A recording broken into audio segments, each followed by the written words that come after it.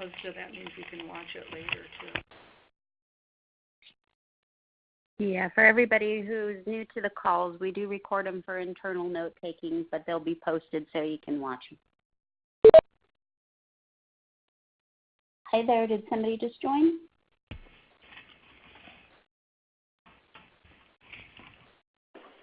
Hello, it's Dory. Hi, Dory, how you doing?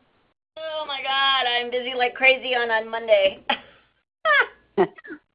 When you say you're busy, that makes me very worried because you are always on the go.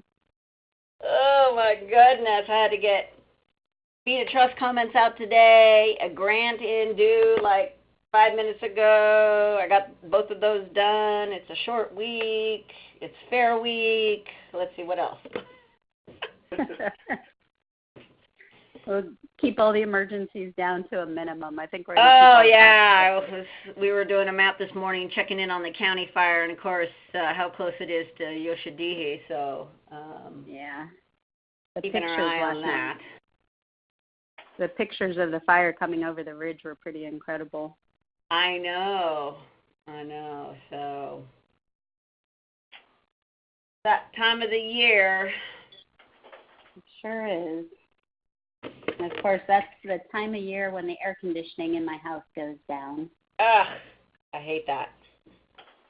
Yeah, it was just one of those things to remind you that other things can go wrong too. Mhm.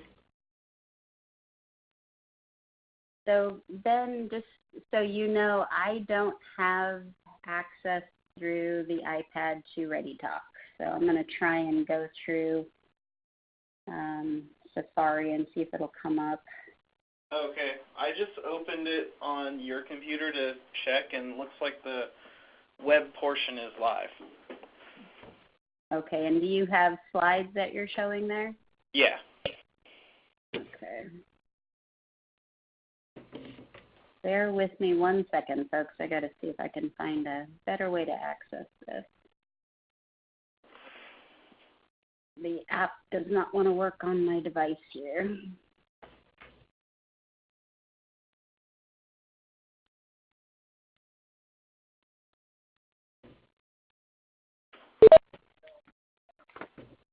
Hi there. Did someone just join?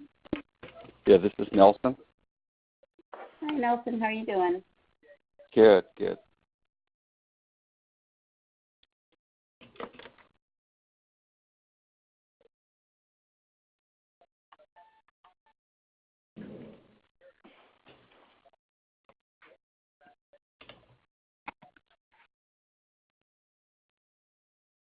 Okay, looks like my tech is now compliant. Okay, so thanks for bearing with me as I get all these devices talking to each other. This is Kelly Myers. I'm with the National Indian Justice Center, and we're administering the Tribal Crisis Response Team Training Program, and it's a Cal OES funded program. The folks that I have on the line, I'll have them introduce themselves in just a second so everybody knows who's here. And this is a peer coaching web conference that is the first for this fiscal year. And we have, I believe, 4 of these that we will be doing. The peer coaching web conference is really to support anybody who is willing to take on the curriculum in part or in full and start sharing it within their communities or with their partner organizations. And we're really looking at trying to evaluate how that can be done, whether it can be done in classroom or in combination using webinar. We've done a bit of both so far. We've had some folks who have done what we call a joint classroom webinar presentation, and we have some tools to support those endeavors like this ReadyTalk program, which works better sometimes when you're in front of a desktop instead of the iPad. And it'll allow us to add more content to the online classroom that supports this project. So just briefly, if you can tell us your name and tell us which organization or tribe that you're with, and I'll start with Ben and Carol first from NIJC. Hi, everyone. My name's Ben Myers. I'm also a staff attorney with the National Indian Justice Center, and I'm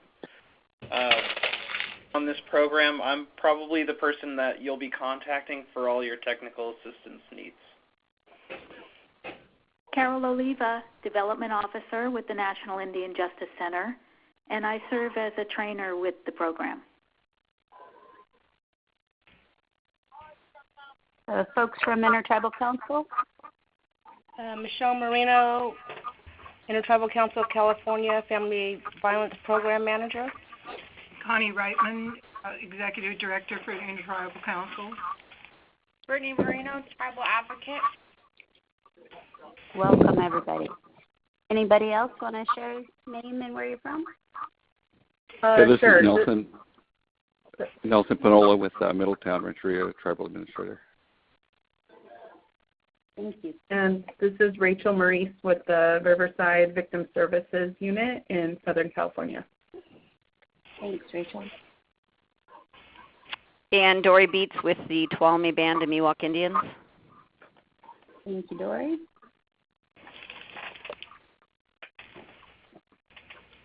Okay, I think that may be everyone. Ben, you want to go ahead and advance the slide?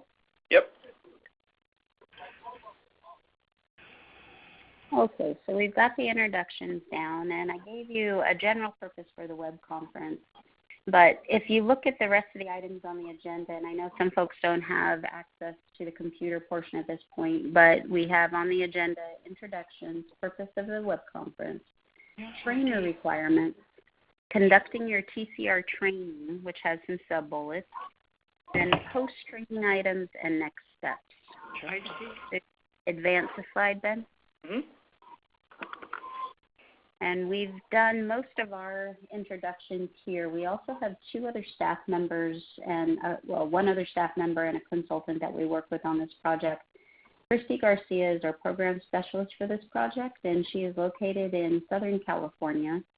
And Will Marling, who is our consultant, he comes to the trainings, and then we recently did what we would call the mixed presentation where we had him online, and it seemed to work out very well. He is a former executive director for the National Organization of Victim Assistance, and he has taken a career path change that has led him to a place called Shuffle Labs, where he works on apps that promote victim assistance.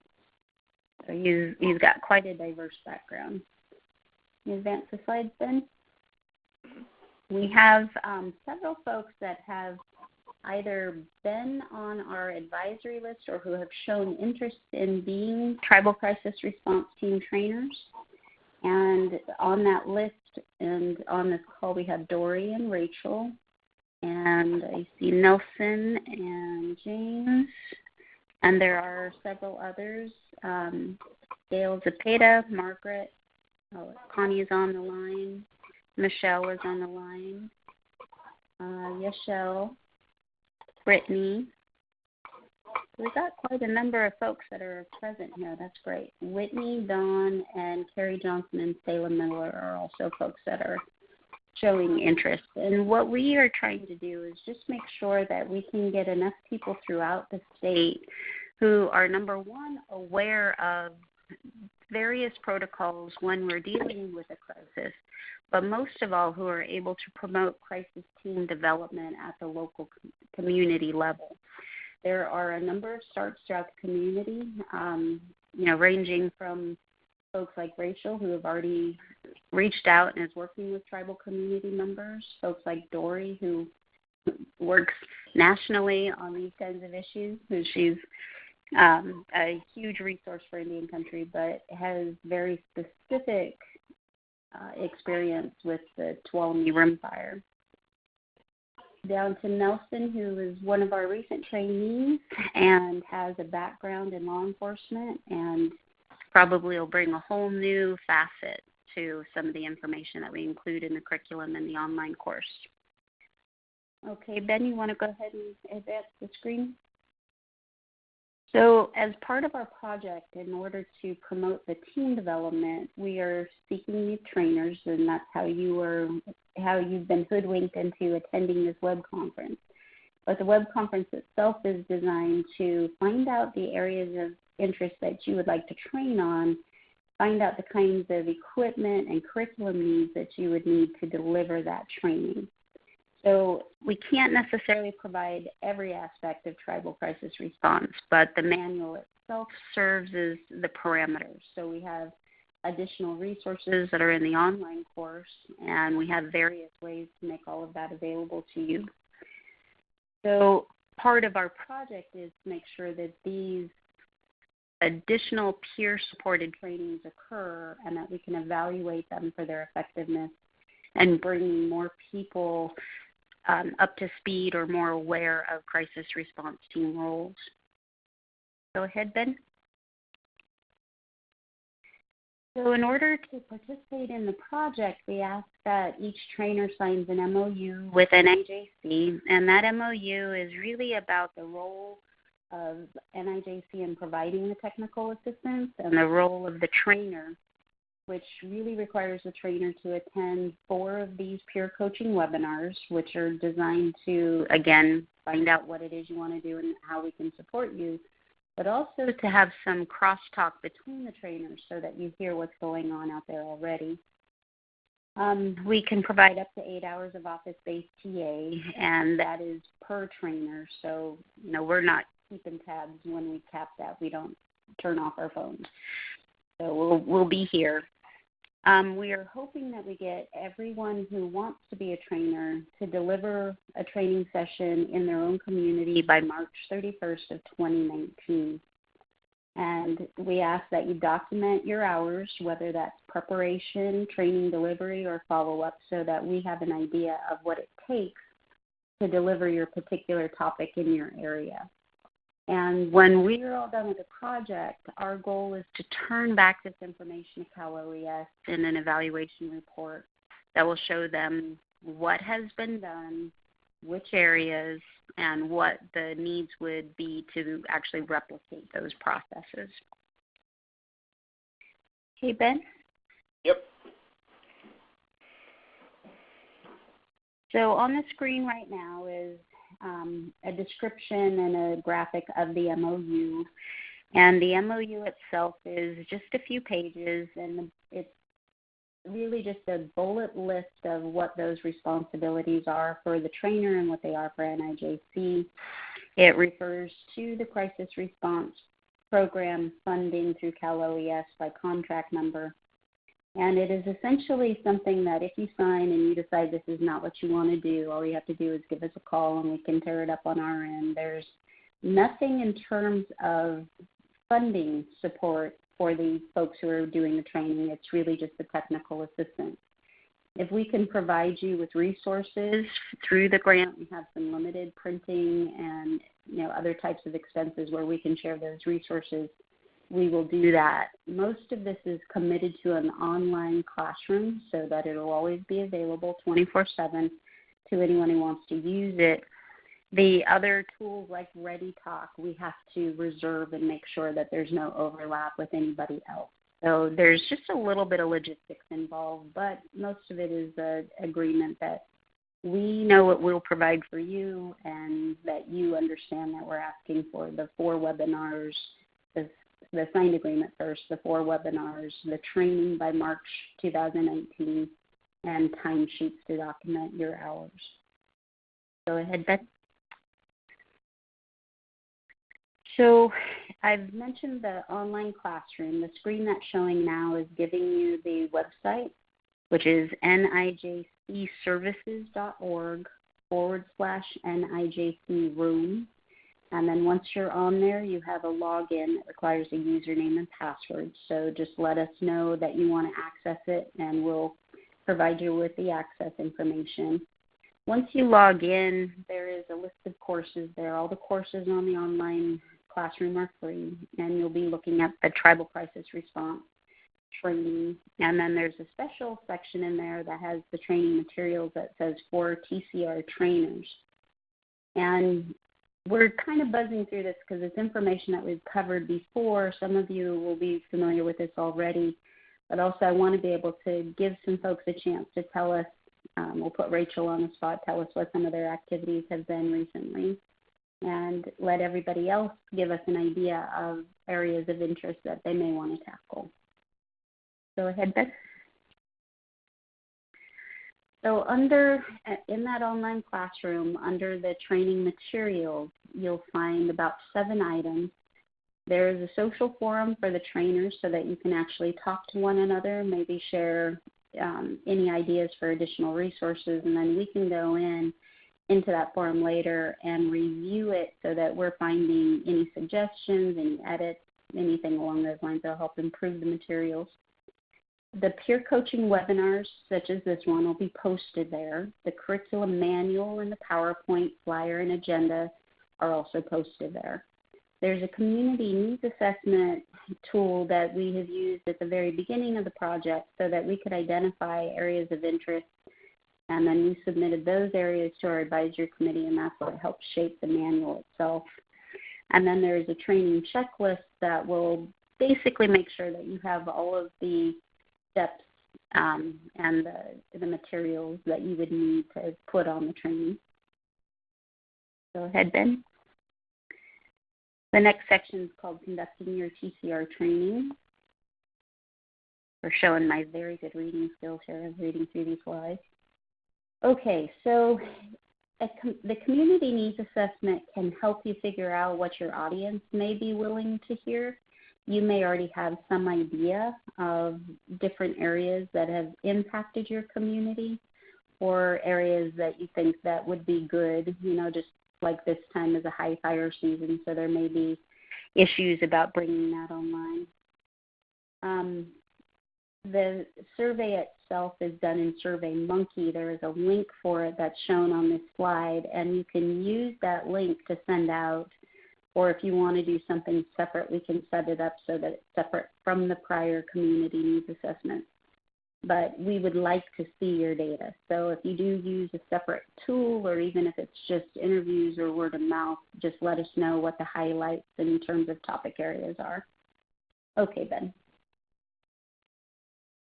The training format is in-person or classroom. It can be online where you're dealing with specific webinar, or you can be blended. We've had pretty good luck on all 3 formats. I have to admit the in-person one is the one that I am probably a fan of. It's just old school. Online is good when everybody is able to manage their tech. And as you saw from the beginning, it always takes me a few minutes to get everything aligned. Blended allows for you to have a classroom environment with a group of people, but also to use ReadyTalk so that you are doing a live stream of your classroom. Normally, the live stream will include your PowerPoint slides and your audio. You can set it up so that it has a camera if you're using a laptop that has a camera, and that can be focused on your presenter. And then it does a split screen, I believe, with your slides and your presenter's image or their video. So it is something that takes a little bit of practice, and we have done some run-throughs just to make sure that everything's working. And then, of course, when you actually get there, there's always that expectation that if it can go wrong, it might go wrong. So we're basically online with you to make sure that everything's running smoothly. So we can do plenty of practice sessions before you actually tackle it. Okay, Ben? So the technical assistance needs, these are some of the things that we've had come up. So you may want to do a training session, but maybe you're not going to be the presenter. You want to have it on a topic that's not within your purview. So we can help identify people that are within your area, or maybe people who could appear through the webinar. The registration process, even though you may want to do this at the community level, sometimes it really helps to know in advance who all is going to attend and how many sets of materials that you may need printed, and registration helps with that. We can also help with advertising your training session through email, fax, and mail out. The outreach flyers are based upon our current registration flyers and announcement flyers, and so we can use those and tailor them to your needs. Christy has helped a lot with those. So the flyers don't all look uniform. They can use your logos, and they don't have to really reflect what our template looks like, but it can be helpful. We can help with creating PowerPoint or other presentation materials if you want to have it tailored We start with our basic PowerPoint for the course, and we have some other materials that may be tailored to other subjects, but we can help you find something if it's outside of our library. And then help with modifying portions of the curriculum to address specific needs of the audience that you may be serving.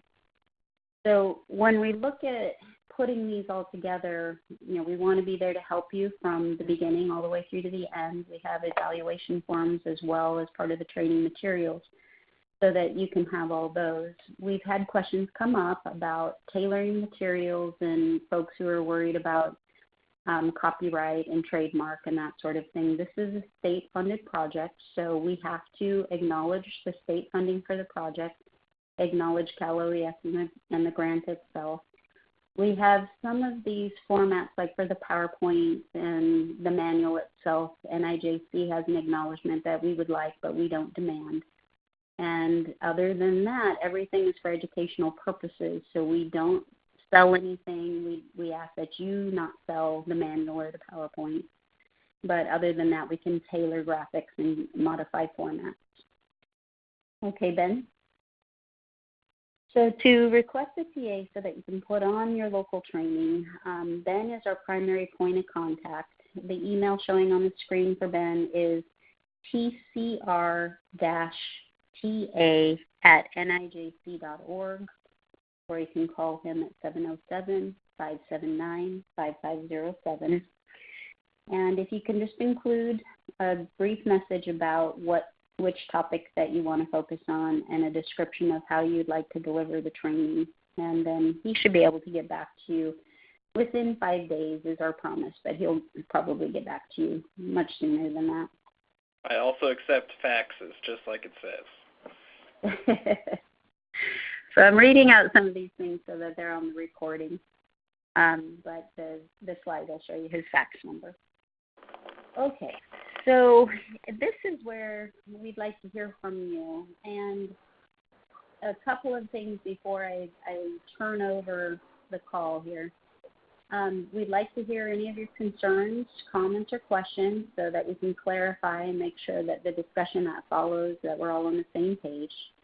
And then if there is any TA that you need immediately, or if you'd like to do your training sooner, let us know what your dates are. And then Christy's been working on a frequently asked questions page that'll be added to the online course, and that should be going up soon if it's not already up there. We've already seen the final draft, and it looked really nice.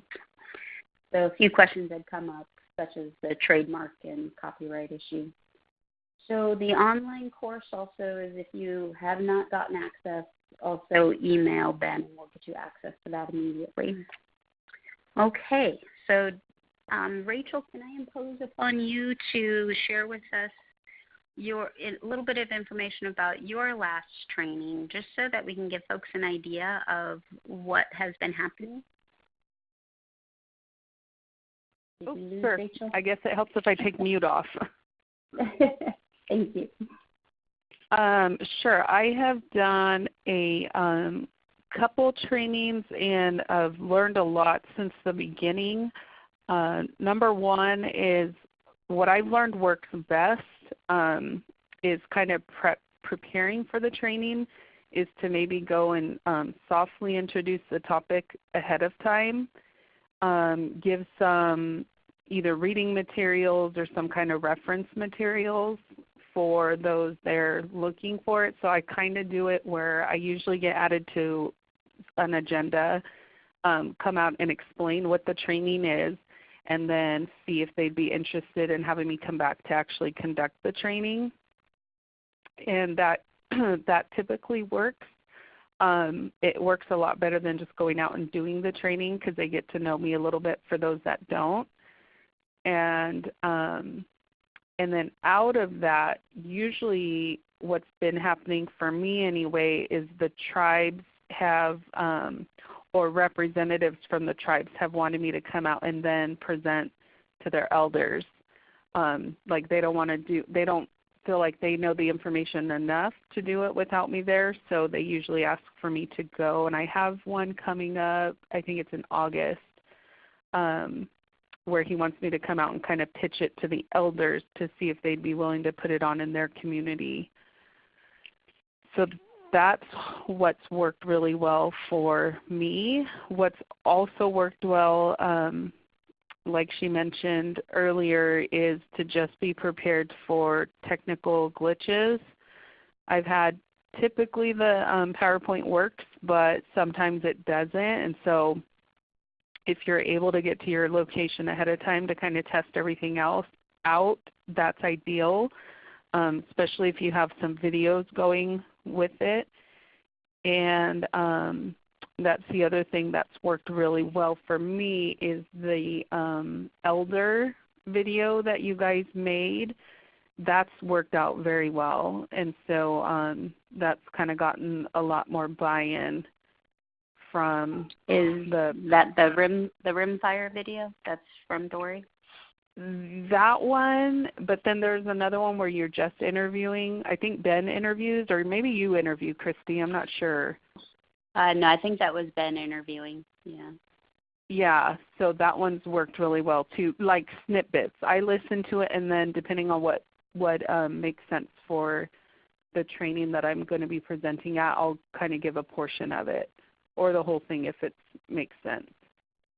Yeah. Thanks, Rachel. I think just so that people have an idea of the area that Rachel's in is in Southern California, and there have been a lot of wildfires in that area, but the program that Rachel works for is victim assistance. So the crisis response could be for an environmental disaster. It can be for criminal matters where you have victims who are dealing with those issues. And oftentimes making sure that the community is informed about process and protocol is half of the battle of actually getting them to engage the system. So if you can kind of introduce the concept and people are interested, then they can choose to collaborate with surrounding jurisdictions or build a tribal crisis response team regionally where people are informed on the kinds of roles that they want to develop first. Having a crisis response team usually starts with a single event, or you might have folks who are trained in emergency service response and they understand that there are people within the community that can help in a secondary role when an event occurs. So this is just a good way of getting people to focus and to plan and allocate resources towards the development of the team. So anybody else? Sorry, go ahead, Rachel.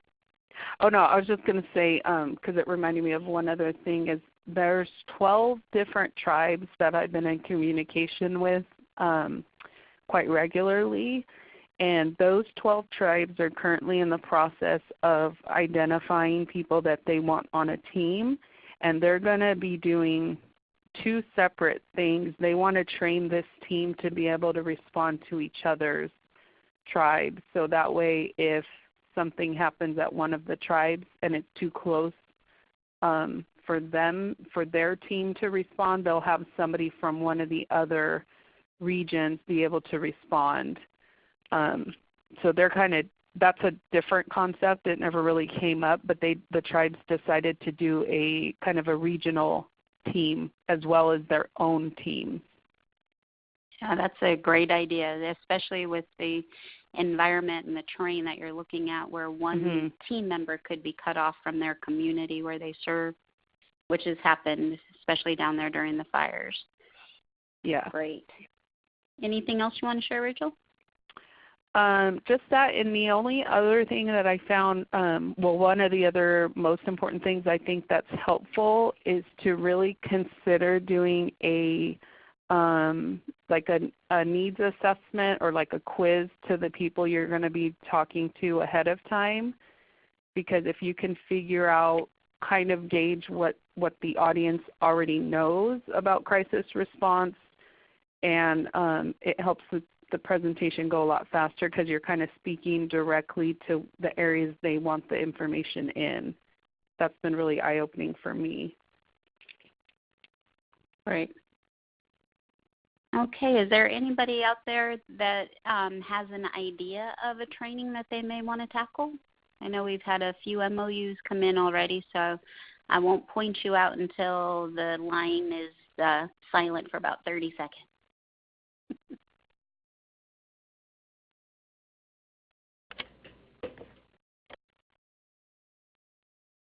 No takers?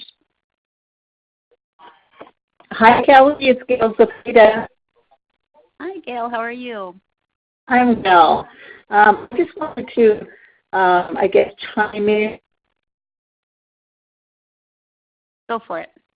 Mendocino County that I'm really interested in the trauma response to natural disasters. I think many of the crisis coordination responding to the disaster per se, but not necessarily taking care of the mental health of community members. So that Gail, I'm going to interrupt you for just a second. You're cutting in and out on my line, and I'm using a speaker. So I'm wondering if you're using a speaker. Well, you know, I have to apologize. I don't know if you can hear me, but I have a routine. My cell phone reception, which I'm calling in on, is really sketchy. So maybe this isn't the best way for me to communicate. But if you can, what I was saying is really want to focus on the trauma aspect of responding to disasters. On the mental health issues? Yes. Okay. So we actually training at Bear River where we had a predominance of mental health folks who were from surrounding jurisdictions, and we had, I believe, 4 tribes that were represented in that area, and that's what they wanted to focus on, were the mental health aspects, and looking at crises such as the suicide clusters, depression, and victims of crime that involved assault, sexual assault, and those were just some of the things that they were seeing come through their offices. But then after we spoke to them for a while, the narrow focus came down to the suicide clusters. If you're not familiar, about 2 years ago, UROC had, I believe there was at least 4 suicide attempts, but the cluster itself, I believe, involved 7 youth. So they were hit very hard by this whole issue. And it was one of the reasons that we were looking at this particular program. There was not a lot in the way of resources surrounding their jurisdiction that they could engage, and so they needed to come up with some immediate responses. And we work with the folks that are at their tribal court and had some ideas for them, just ranging from different interventions that have occurred predominantly in the Southwest at Hopi and Navajo with regards to suicide clusters and folks that we knew at CDC and IHS. And so, you know, there's resources that have been out there, but they have dated back into the early 90s, and the suicide clusters have been something that really requires immediate response and immediate action. And so when we look at the materials that are in the manual, we do have that focus. We have folks from UROC on our advisory committee, and so there are some more updated materials there. But the lesson that we learned was essentially we had to bring those folks into the same room so that they could understand who to communicate with and how they should be communicating. They knew each other. They had worked together, but there was a lot of hesitation to discuss this particular issue. And a lot of folks of the tribal community who had been impacted were not in a position to comfortably talk about it. So it was nice to bring everybody into the room. Unfortunately, we're several years away from that particular event, but they are now building some bridges and, you know, doing some collaborative efforts to address the issue before it surfaces again in their community. So in terms of dealing with those kinds of issues, mental health issues, it really is imperative that you have somebody trained in mental health on the team, or at least somebody who you can deploy to access mental health personnel and resources if an event occurs. There's a lot of layered trauma that we deal with in Indian country, both historic, generational, different types of trauma resulting from different types of events or activities. And when you have something like a natural disaster or a large-scale impact on a community, and then you bring everybody all together in one triage area, you may find all of those traumas resurfacing at once, and you're going to have a lot of folks on hand to be able to manage the most extreme responses and what may be very, kind of hidden responses, if you will, where people don't know how to ask for help or don't even realize that they're going through a PTSD or a trauma-related, response. So it's been interesting having the local folks involved so that they know the people in the room, and knowing that crisis response may mean that you have to tap somebody on the shoulder and say, I think I see somebody who needs your help, or the mental health professional's help. So the short answer is we have resources on that. We also have just engaged that group, and I think we have a good group of new team members that will come on board soon.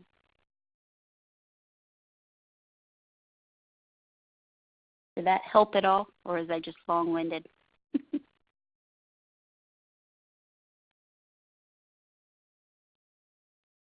Okay, is there anybody else who's got any particular questions or ideas about their training?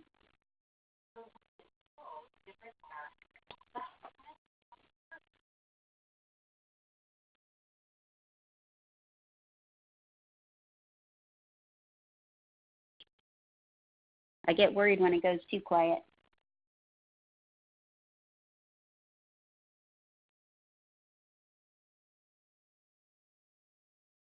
Are you still there, Ben? I'm still here. Okay. For a minute, I was thinking, I think I'm alone. Nope. Okay. So the folks from Intertribal Council, do you have any ideas on topic areas that you want to pursue? I know you are one of our new MOUs, and Nelson may want to think about it. Yeah, we'll think about it. Thank you. Yeah, this is Nelson. I'm always thinking about these things. There's a whole host of areas, I think, some that are kind of unique to some tribes and some that are kind of common to every other tribe. I'm thinking basic training for the tribes and members. I've talked to quite a few tribal people, and a lot of them are not even aware of the things that we're able to provide them as far as resources or information on how to be able to respond from their communities with these sort of things. So that's basic what I'm looking at right now, and hopefully those need assessments that you folks mentioned will be helpful in that regard to get kind of a more focused training of what they would want and need for the communities. Sounds good. I know that there was a lot of outside jurisdictions who really had to start with the basics as to who to identify as the tribe to contact just to invite them to meetings or cross-training, anything along those lines. So it's definitely a good place to start, is to ID who's going to field those calls and those emails, and then make sure that you can explain, why you may be wearing multiple hats and may not be able to attend everything, and make sure that they understand that there is an interest in collaboration if in fact there is. You guys at Middletown anyway have been through those fires, and the surrounding jurisdictions have already dealt with you on various levels. So they may be expecting that you guys will have that team available at all times. And that is correct. They continually look to the tribe as far as being a resource for them. And I don't think many tribes expected that sort of response from their community partners, but it's working thus far. So we need to get everybody trained where we can. Yeah. So one of the things that we're working on, and it's not official at this point, but it should be coming up, is developing a Hazwoper training academy. And we're looking at working with about 5 different state agencies so that we can get all of the folks throughout the state at least trained on the Hazwoper training, but then recertified at the end of the year so that we'll get at least 2 years out of it. So keep in touch, and we'll make sure everybody knows. I think we'll be able to do 4 to 5 trainings once it's all solidified, but we should probably hear in about 2 weeks on that one. Okay, so I won't keep you too long unless anybody has any other comments or questions at this point. Ben, can you advance the slides so I know if I'm missing anything? Yep. Kelly, I had one comment. Okay, go ahead. I just wanted to make everybody aware of the U.S. DOJ Office for Victims of Crime Tribal Victim Set-Aside program. That's funding program that's just been released. And the deadline to apply is August 6, 2018. Rachel, you might want to mention this to your consortium of tribes that are trying to put together a team. It might be a source of funding to help do that. Do you happen to have a link or something that you can share? Maybe Christy, can you send that out to us? I'll send it out. I noticed that it was supposed to be on our TCR funding page, but it's on a different program page as well. I don't think it made it to our TCR, so I can send it to you right after the webinar. Oh yeah, that would be great, because then I'll send it out like an email blast to our alliance and see who might be interested. Great. Thank you for sharing that. You're welcome. Mm-hmm. Okay, the slide that's showing now is a reference to the interviews that Ben did with Mary Lee Fisher from Tuolumne, and she's the Elder Activities Coordinator. If you haven't been on the online course, take a look at it. Tuolumne has shared with us a video that they did about the rimfire, and then Mary Lee Fisher, who was involved in that, we asked her to respond to a few questions that were posed by elders, I believe to Rachel originally, and so we had Ben interview her and give us her experience and her input on those responses. And we put the interview on our YouTube channel, but the link is also available through the online course, and you'll have it in the slides as well. Go ahead, Ben. But if you haven't seen them, they are excellent videos to especially give you a sense of the range of impact that an event can have on the crisis responders who are not your first-line responders but your secondary responders. Okay, the remaining slides are detailing the administrative aspect of this, which is using the timesheet. We do have a timesheet template that we have sent out probably with the MOUs. If you haven't seen that, let me know. You don't have to use that one in particular, but we ask that you can track the time in the 3 categories that are shown on that template. And the time frame, again, for the training is to have it by the end of March 2019. So we have quite a bit of time to make sure that everybody has all the resources they need. So think about a date, think about a format and how you want to provide the training, and let us know how we can help. Okay, Ben? It's showing the timesheet template on the screen, the 3 categories that you have there. The peer coaching web conferences, which should be 4 hours roughly. The training preparation that has 5 different categories, and the training session itself, delivering that training session. Okay, Ben, anything else? Post-training items. So if you can, do a sign-in sheet. We have evaluation forms, or if you use your own, please share those with us. The registration forms and the flyers that announce the training, we can help you with those, or if you do your own, please let us know how it goes. And again, that if you have a different kind of format or you want to use a blended format, we can provide you with a Ready Talk webinar service. And then if you want to use the curriculum in whole or in part, we can make sure that's tailored to your needs, or you can download it all from the online course. Okay, Ben? I think this is our last one. Okay. So that just reiterates what I've been saying on the last couple. Let us know how we can help. And if you decide on a particular topic, let us know, and we'll make sure that you have all of the resources that we have available to us. And if it's a topic that we don't have resources on, we'll start collecting more. I want to thank you for sharing your time with us, and glad we got it done within an hour. And everybody have a safe and happy 4th of July. Thank you. Bye-bye. Thank you. Thank you. Please stand by.